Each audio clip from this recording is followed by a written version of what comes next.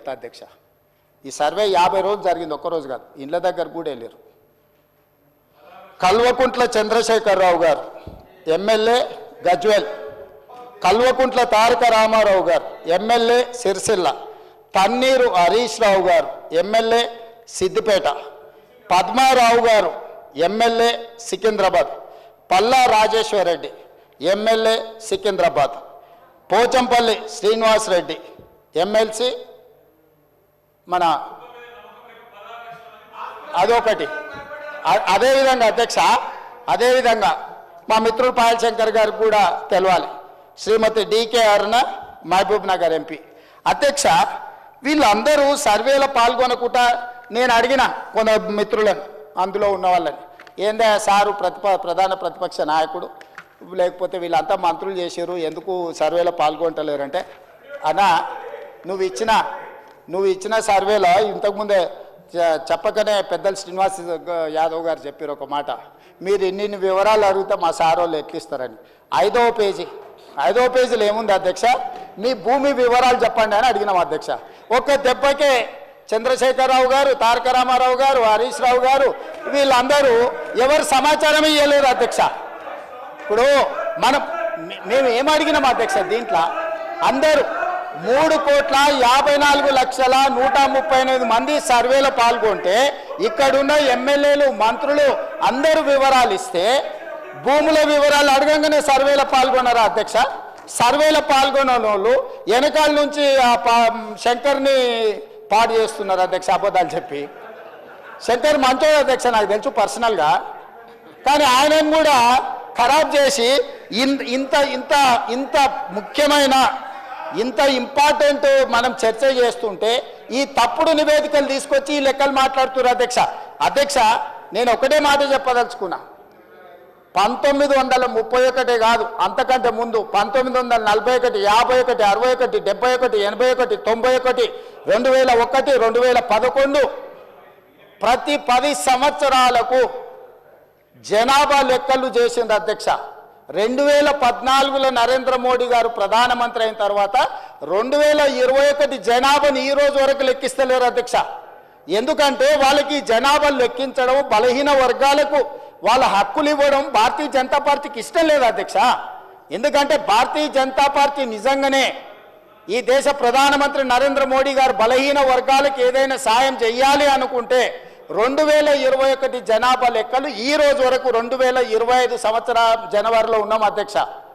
21లో లెక్కించాల్సిన జనాభా స్వతంత్రం రాకంటే ముందు, స్వతంత్రం వచ్చినాక 70 సంవత్సరాలు కంటిన్యూస్గా జరిగిన జనాభా లెక్కలు నరేంద్ర మోడీ గారు ప్రధానమంత్రి అయిన తర్వాత ఎందుకు జనాభాను లెక్కించలేదు? ఎందుకు మా మిత్రులు భారతీయ జనతా పార్టీ వాళ్ళు ఈరోజు నరేంద్ర మోడీ గారు జనాభాను లెక్కించలేదు? దీనికి బాధ్యత ఎవరు? నరేంద్ర మోడీ గారిని జనాభా లెక్కించమని ఎందుకు అడుగుతలేరు? ఆ జనాభాను లెక్కించమని, లెక్కించే జనాభాలో కులగణన కూడా జరగాలి అని ఈరోజు రాహుల్ గాంధీ నేను ప్రధాన ప్రతిపక్ష నాయకుడిగా ప్రధానమంత్రిని డిమాండ్ చేశారు. దానికి సమాధానం లేదు అధ్యక్ష. ఒకటి, వీళ్ళు సమగ్ర కుటుంబ సర్వే అని చెప్పి 10 సంవత్సరాలు చేసుకొని ఒకటే కుటుంబం ఈ డాక్యుమెంట్ దాచిపెట్టుకున్నది అధ్యక్ష త్రిజోరీలా. ఎన్నికలు వచ్చినప్పుడల్లా ఈ కులగణన ఇవన్నీ లెక్కలు పెట్టుకొని దీని ప్రకారం నేను అడుగుతున్న 10 ఏళ్ళు ఇట్లనే అబద్ధాల సంఘం అట్లనే ఇది అఫీషియల్ డాక్యుమెంట్ కాదు. నేను అందుకే చెప్తున్నా ఈ రోజు వరకు అధ్యక్ష ఇంతవరకు ఈ డాక్యుమెంట్ బయట గ్రూపులలో సర్క్యులేట్ చేస్తున్నారు. ఈ డాక్యుమెంట్ ఇంతవరకు వాళ్ళు సర్వే చేసినాం, మేము ఒకటే రోజులు చేసినాం, మేము చాలా పొడిచేసినాం, చింపేసినాం, లేనోడు లేనట్టే, ఉన్నోడు ఉండాల్సిందే అని ఆ రోజు ఎంతో హడావిడి చేశారు. తెలంగాణ మొత్తం బంద్ అన్నారు అధ్యక్ష. 7 గంటల నుంచి 7 గంటలు 12 గంటలు చేసినామన్నారు. ఈ డాక్యుమెంటును మంత్రివర్గ సమావేశంలో పెట్టి మంత్రివర్గం ఎందుకు ఆమోదించలేదు? ఈ డాక్యుమెంట్ను 10 సంవత్సరాలు ప్రభుత్వంలో ఉన్న వాళ్ళు శాసనసభలో ఎందుకు ప్రవేశపెట్టలేదు? ఈ డాక్యుమెంట్కు లీగల్గా ఇదే ఒకవేళ అయితే ఎందుకు ఈ ప్రభుత్వం ఈ నివేదికను బయట పెట్టలేదు అధ్యక్ష? ఒక కుటుంబం ఎందుకు దాచిపెట్టుకున్నది డాక్యుమెంట్ను? అంటే ఒక కుటుంబం కోసం సమగ్ర కుటుంబ సర్వే చేసి ఆ కుటుంబం రాజకీయ ప్రయోజనానికి వాళ్ళు పెట్టుకున్నారు. ప్రజల కోసం మేము చెయ్యాలని ఈరోజు ఇంటింటికి వెళ్ళి ప్రతి 150 కుటుంబాలను గుర్తించి ప్రతి 150 కుటుంబాలకు ఒక ఎన్యూమరేటర్ను పెట్టి రోజుకు 8 నుంచి 10 కుటుంబాలే ఒక్క రోజులో చేయమనలేదు అధ్యక్ష. 50 రోజులు నిరంతర ప్రక్రియ చేసి 50 రోజుల తర్వాత 100% పారదర్శకంగా ఈరోజు సామాజిక ఆర్థిక రాజకీయ కులగణన సర్వే చేసి ఈరోజు ఇక్కడ పెడితే వాళ్ళు ఎక్కడో కాకి లెక్కలు తీసుకొచ్చి చెట్ల మీద ఇస్తరాకులు కుట్టినట్టు ఎక్కడెక్కడో వివరాలు తీసుకొచ్చి సభలు పెట్టి ఈ సభను ఎందుకు తప్పుదో పట్టిస్తారు అధ్యక్ష. 2011 జనాభా లెక్కలు తప్ప ఎక్కడ కూడా అధికారిక లెక్కలు లేవు. ఆ తర్వాత 2024లో కాంగ్రెస్ పార్టీ అధికారంలోకి వచ్చిన తర్వాత చేపట్టిన ఈ సర్వే మాత్రమే అధికారిక డాక్యుమెంటు. ఇంత మించి అధికారిక డాక్యుమెంటు లేదు. ఇట్లాంటి లెక్కలు చెప్తే సభను తప్పుదో పట్టించడమే, సమాజాన్ని తప్పుదో పట్టించడమే. 2011 జనాభా లెక్కల ప్రకారము 3,50,03,674 మంది అధ్యక్ష.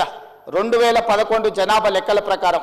ఈ రోజు మా ప్రకారము 3,70,00,000 పైచిలకు జనాభా అధ్యక్ష. ఇంకెక్కడ కూడా అధికారికంగా లెక్కలు లేవు. ఎవరైనా చెప్తే ఊహించో లేకపోతే అబద్ధాలు ఎవరైనా చెప్తే అవి మోసుకొచ్చి ఇక్కడ చెప్పుడు తప్ప ఏ చర్చకు తావు లేదు. అందుకే దయచేసి మా మిత్రులను, బలహీన వర్గాలను సామాజిక న్యాయం చేయాలని ఒక ఉక్కు సంకల్పంతో రాహుల్ గాంధీ గారి మాట ప్రకారం ఈరోజు కాంగ్రెస్ పార్టీ ఏదైతే ప్రయత్నం చేస్తుందో ఈ ప్రయత్నానికి సహకరించండి. నరేంద్ర మోడీ గారిని 2021లో లెక్కించాల్సిన జనాభా లెక్కలు ఇంతవరకు లెక్కించలేదు. వాళ్ళు అడగరు, వీళ్ళు లెక్కించరు. మేము అడుగుదామంటే సహకరించరు. ఈ రకమైన ప్రయత్నాలు బలహీన వర్గాల సంక్షేమానికి ఉపయోగం ఉండదు. దయచేసి ఇట్లాంటి అర్థం పర్థం లేని అన్ని కాగితాలు తీసుకొచ్చి సభను తప్పుదో పట్టించొద్దు. ఇప్పుడు ఏదైతే చేస్తున్నామో 100% పారదర్శకంగా ఉంది. మిగతా 16 లక్షల కుటుంబాలు ఏవైతున్నాయో ఆ 16 లక్షల మంది వివరాలలో 3 లక్షల పైచిలకు కుటుంబాలు ఉన్నాయి కదా అధ్యక్ష. ఇగో 4-5 ఇన్నే ఉన్నారు అధ్యక్ష ఈ సభలో. ఎందుకు వివరాలు అందించలేదో తెలంగాణ సమాజానికి వాళ్ళు క్షమాపణ చెప్పాలి అధ్యక్ష. ప్రభుత్వం అధికారికంగా సేకరిస్తున్న సమాచారాన్ని ప్రజాప్రతినిధులుగా ఉండి పక్కదారి పట్టించి వివరాలు ఇవ్వకుండా ఈరోజు సభలో ఏదేదో మాట్లాడితే ఎట్లా అధ్యక్ష?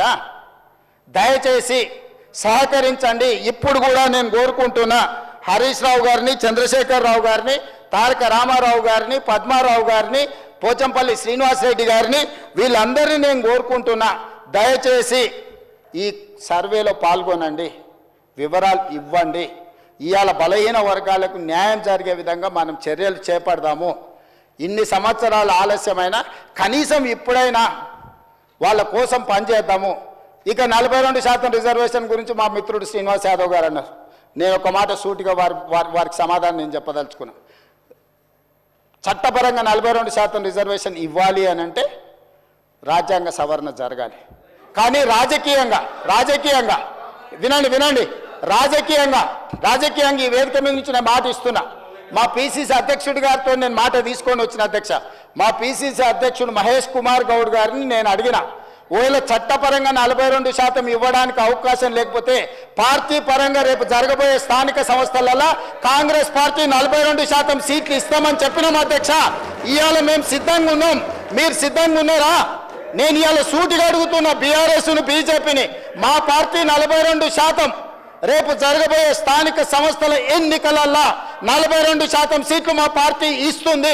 ఇది మా కమిట్మెంట్. మీ 2 పార్టీలను నేను సవాలు విసురుతున్నా. మీరు రాండి, ఈ వేదిక మీద నుంచి మాట ఇవ్వండి. 42% ఇద్దాం. చట్టాన్ని